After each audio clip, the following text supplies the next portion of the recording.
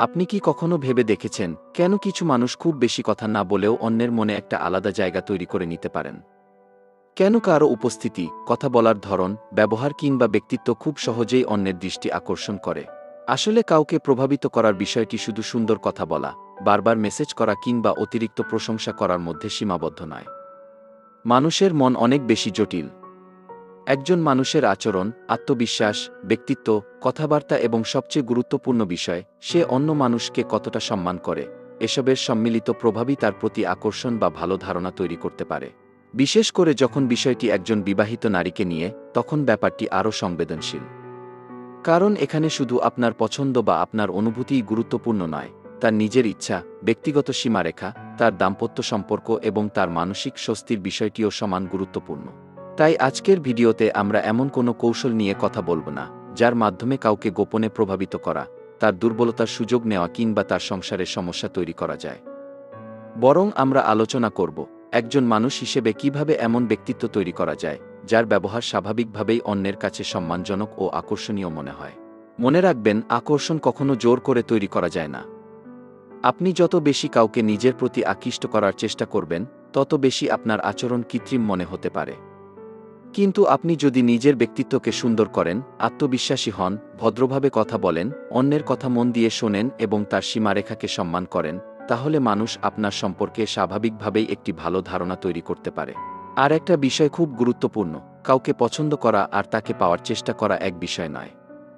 আপনার মনে কারও প্রতি ভালো লাগা তৈরি হতেই পারে, কিন্তু সেই ভালো লাগাকে কিভাবে নিয়ন্ত্রণ করবেন, কিভাবে সম্মানজনকভাবে আচরণ করবেন, সেটাই আপনার চরিত্রের পরিচয়। কারণ সত্যিকারের আত্মবিশ্বাসী মানুষ অন্যের মন জোর করে জয় করতে চায় না, সে নিজের আচরণের মাধ্যমে নিজের মূল্য প্রমাণ করে।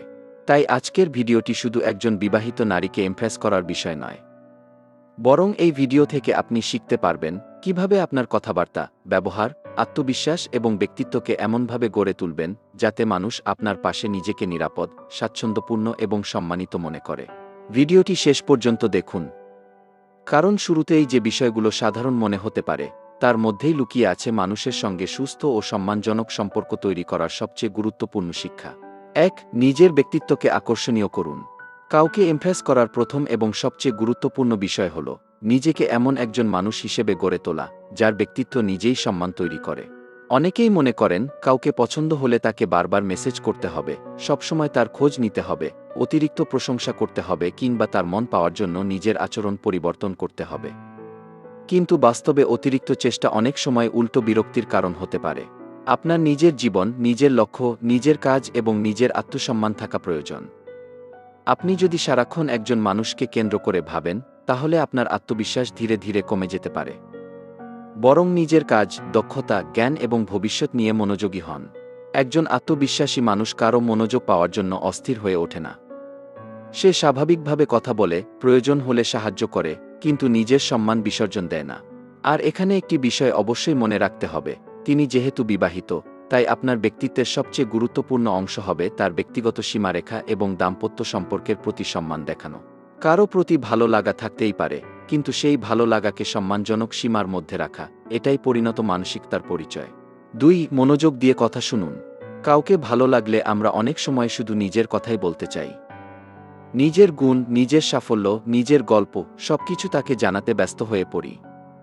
কিন্তু মানুষের মনে ভালো ধারণা তৈরি করার অন্যতম সহজ উপায় হল ভালো শ্রোতা হওয়া। তিনি যখন কোনো কথা বলছেন, তখন মাঝখানে বারবার বাধা না দিয়ে মন দিয়ে শুনুন। তার মতামতকে গুরুত্ব দিন এবং প্রয়োজন হলে স্বাভাবিকভাবে প্রশ্ন করুন। তবে তার ব্যক্তিগত জীবন, দাম্পত্য সম্পর্ক বা এমন কোনো বিষয় নিয়ে জোর করে প্রশ্ন করবেন না, যা তাকে অস্বস্তিতে ফেলতে পারে। মনে রাখবেন, শোনা মানে শুধু চুপ করে থাকা নয়, শোনা মানে অন্য মানুষের কথাকে গুরুত্ব দেওয়া। আপনি যদি তার সঙ্গে কথা বলার সময় মোবাইল নিয়ে ব্যস্ত না থাকেন, তার কথাকে উপহাস না করেন এবং নিজের মতামত চাপিয়ে না দেন, তাহলে আপনার আচরণ তার কাছে পরিণত ও সম্মানজনক মনে হতে পারে। তবে এখানেও একটি সীমা আছে।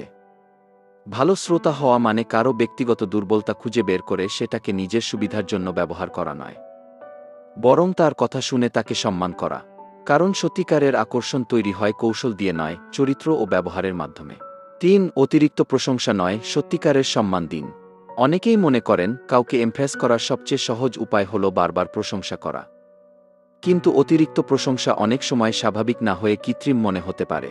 তাই তার চেহারা, পোশাক বা ব্যক্তিগত বিষয় নিয়ে বারবার মন্তব্য করার পরিবর্তে প্রয়োজন হলে তার ভালো গুণ, বুদ্ধিমত্তা, দায়িত্বশীলতা বা কোনো ইতিবাচক কাজের প্রশংসা করতে পারেন। যেমন, সে কোনো ভালো সিদ্ধান্ত নিয়েছে, সুন্দরভাবে কোনো কাজ সামলেছে কিংবা কারো সাহায্য করেছে, তখন স্বাভাবিকভাবে তার প্রশংসা করা যেতে পারে। তবে প্রশংসার উদ্দেশ্য যেন তাকে নিজের প্রতি আকৃষ্ট করা না হয়। প্রশংসা হবে আন্তরিক এবং পরিমিত। আর সবচেয়ে গুরুত্বপূর্ণ বিষয় হল, যদি তিনি আপনার সঙ্গে ঘনিষ্ঠ হতে না চান, তাহলে সেই সিদ্ধান্তকে সম্মান করুন। প্রশংসা কখনো অধিকার তৈরি করে না। মনে রাখবেন, কাউকে সত্যিকারের সম্মান করা মানে শুধু তার সামনে ভালো ব্যবহার করা নয়, তার অনুপস্থিতিতেও তার সম্মান বজায় রাখা। এই মানসিকতাই একজন পরিণত মানুষের সবচেয়ে বড় পরিচয়। 4. নিজের সীমা ও তার সীমারেখা দুটোকেই সম্মান করুন। কাউকে পছন্দ করলে অনেক সময় আবেগ আমাদের সীমা ভুলিয়ে দেয়। মনে হতে পারে, একটু বেশি কথা বললে, বারবার খোঁজ নিলে বা ব্যক্তিগত বিষয়ে জানতে চাইলে হয়তো সম্পর্ক আরও ঘনিষ্ঠ হবে। কিন্তু বাস্তবে সীমারেখা অতিক্রম করা কখনোই আকর্ষণীয় আচরণ নয়। বিশেষ করে একজন বিবাহিত নারীর ক্ষেত্রে এই বিষয়টি আরও গুরুত্বপূর্ণ।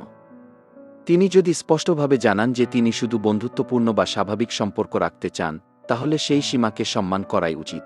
বারবার ব্যক্তিগত মেসেজ করা, উত্তর না পেলে আবার যোগাযোগ করা, তার ব্যক্তিগত সম্পর্ক নিয়ে মন্তব্য করা কিংবা তাকে এমন কোনো পরিস্থিতিতে ফেলা যাতে তিনি অস্বস্তি বোধ করেন, এসব থেকে দূরে থাকুন। একজন আত্মবিশ্বাসী মানুষ জানেন কখন কথা বলতে হয়, আবার কখন পিছিয়ে আসতে হয়।